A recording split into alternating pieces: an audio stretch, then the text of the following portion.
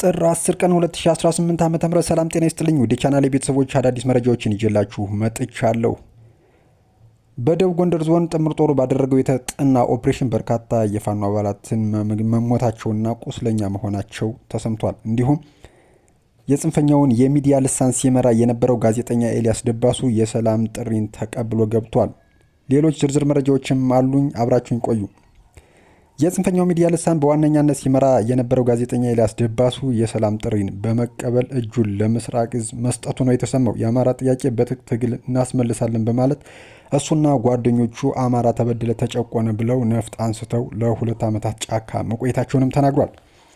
በነበረው ቆይታ በፊት ይሰራበት የነበረውን አሻራ ሚዲያ ጫካ ላይ ሆኖም በዋና ማናጀርነት በመምራት መቀመጫውን ጎጃም በማድረግ የተለያዩ ሐሰተኛ መረጃዎችን በፌስቡክ፣ በዩቲዩብ፣ በቲክቶክ እና በቴሌግራም፣ በዋትስአፕ፣ በትዊተር እና በሳተላይት ቴሌቪዥን ፕሮግራም ጭምር ሲያስተላልፍ መቆየቱን ነው የተናገረው። በቅርቡም ራሱን የአማራ ፋኖ ብሔራዊ ኃይል ብሎ የተደራጀውን ቡድን ፕሮፓጋንዳ አሻራ ሚዲያ እንደ ልሳን በመጠቀም ይመራ ነበረ። በተጨማሪም ሌሎች 12 የሚሆኑ የመገናኛ ብዙሃን የትጥቅ ትግሉ አጋር በመሆን የአማራ ሚዲያ ካውንስል የሚባል ሚዲያ አደረጃጅተው ውስጥ ገብተው መረጃ ሲያሰራጩ ነበረ። እሱም እጁን ለምስራቅ እዝ እስከሰጠበት ድረስ አባል ሆኖ ሲሰራ መቆየቱንም አስረድቷል። ክልሉን ለማፍረስና ለማተራመስ ሲሰራ የነበረው አስራት ሚዲያ ከፈረሰ በኋላ እንደ አዲስ አሻራ ሚዲያን በማዋቀር በተለያዩ ዓለማት የሚገኙ የጽንፈኛ ቡድን አባላት ቦርድ አቋቁሞ ስቱዲዮውን አሜሪካ በማድረግ የፕሮፓጋንዳ ጋጋታ በማህበራዊ ሚዲያ በማሰራጨት ህብረተሰቡን በተለይም ወጣቱን ላልተገባ የህይወት መስዋዕትነት ሲዳርግ መቆየቱንም ነው የተናገረው።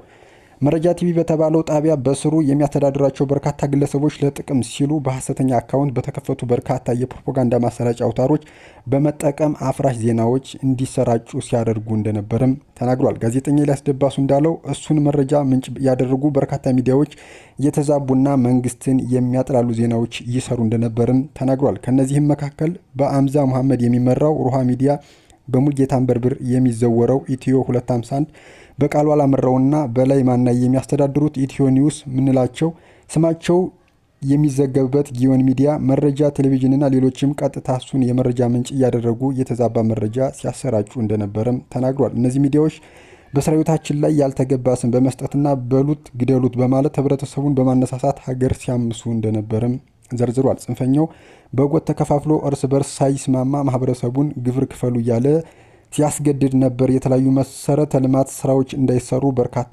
ተግባራትንም ፈጽሟል ሲልም ተናግሯል። ጽንፈኛው እታገላለሁ ላለው ህብረተሰብ ትውልድ ይቅር የማይለው የሰብአዊ ድርጊት ፈጽሟል። ህብረተሰቡን በራሱ ቀይ ያዋረደ፣ መንግስትን፣ ሰራተኞችን ገድሏል፣ ሴቶችን አስገድዶ ደፍሯል፣ ካህናትን ክብራቸውን ዝቅ አድርጎ አንገላቷል፣ ወጣቶችና አርሶ አደሮች በአደባባይ ረሽኗል ነው ያለው ጋዜጠኛው ኤልያስ።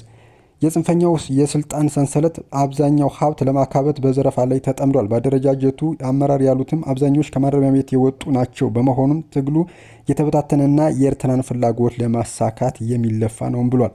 ጽንፈኛው ከኤርትራ የሚላክለትን የጦር መሳሪያ በህዋት በኩል እያሰረገ ክልሉን ላልተገባ ትርምስና ቀውስ ዳርጎታል ነው ያሉት። አሁን ላይ ተደራጅቶ ሰራዊታችን ሊዋጋ ቀርቶ በየሰፈሩና በየጉራንጉሩ ውስጥ በመግባት ህይወቱን ለማትረፍ እየጣር እንደሚገኝም አረጋግጧል። እኔም ይህ የህዝቤን ስቃይ ያበባሰው የትጥቅ ትግል እንደማያዋጣ ምኜ መንግስት ያወጣውን የሰላም ጥሪ በመቀበል እጄን ሰጥቻለሁ ሲልም ተናግሯል።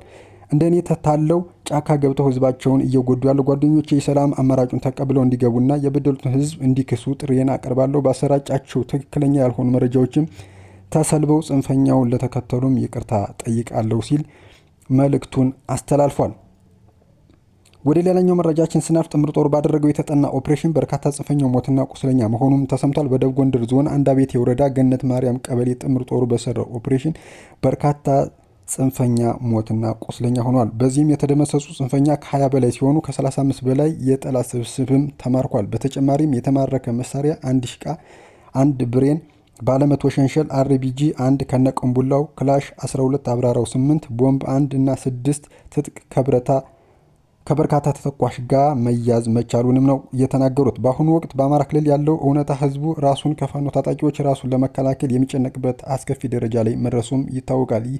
ህዝቡ ይህ ቡድን በስሙ እየነገደ ንብረቱን እየዘረፈ ልጆቹን ለማይቆም ጦርነት እየማገደና ሰላሙን እያደፈረሰ ያለ ተንኮል የሞላ በስብስብ መሆኑን በሚገባ መረዳቱን ሊታወቅ ይገባል። ለጠላት ቆሞ ጭንብል በየጫካውና በየመንደሩ የሚታየው እርስ በርስ መበላላት፣ ዝርፊያና በንጹሃን ላይ የሚፈጸም ግፍ ህዝቡን ለከፋ ስጋትም ዳርጎታል። ዛሬ አማራው በጠላቶቹ ሳይሆን ከውስጡ በበቀለው ታጣቂ ቡድን ማንነትና ስነ ምግባር አልባ ጉዞ ምክንያት ራሱንና ቤተሰቡን ለመታደግ ሌትና ቀን በጭንቀት እንዲያሳልፍ መገደዱም ሊታወቅ ይገባል ተብሏል። የአማራ ህዝብ ወደማይወጣበት ችግር ውስጥ ለመክተት በህወሓት በኩል አድርጎ ከሻዕቢያ የሚላክላቸው መሳሪያ ተማምነው ውጥር እያሉ ያሉ ምንም አይነት ለውጥ እንደማይመጣ ያወቁና የቆሙት ለአማራ ስቃይና ኢትዮጵያን ለማዳከም በመሆኑ የገባቸው የሰላም ጥሪውን ተቀብለው ወደ አማራ ህዝብ እየተመለሱ ነው። ትግሉ መስመር መሳቱን እያወቁ ነገር ግን ከህዝቡ ይልቅ ወደ ሻዕቢያ የሸሹ መጨረሻቸው የሻዕቢያ በረሃ ገብተው የእነሱን ፍየል መጠበቅ እንደሚሆን ምንም ጥያቄ የለውም። አሁን የፋኖ የግብፅ ልጅ የሻዕቢያ የልጅ የተግነግ የልጅ የሚመሩት ባንዳ ቡድን ነው። ባንዳ በታሪክ ብቻ ለምናውቅ ለነበር ለዚህ ዘመን ሰዎች ባንዳነት ስጋና ደም አልብሰው ያሳዩን ማፈሪያዎች መሆናቸውም ሊታወቅ ይገባልም ተብሏል። ውድ የቻናሌ ቤተሰቦች ለሰዓቱ ይዤላችሁ የመጣው አዳዲስ መረጃ ይህን ይመስላል። በሌሎች አዳዲስ መረጃዎች መመለስ ነው የሚሆነው። ላይክ እና ሼር እያደረጋችሁ እንዲሁም አዳዲስ የሆናችሁ ይህን ቻናል ሰብስክራይብ እያደረጋችሁ ዕለት ዕለት አዳዲስ መረጃዎች እንዲደርሳችሁ ቤተሰብ እንድትሆኑ ስል በአክብሮት ጠይቃለሁ። መልካም ጊዜ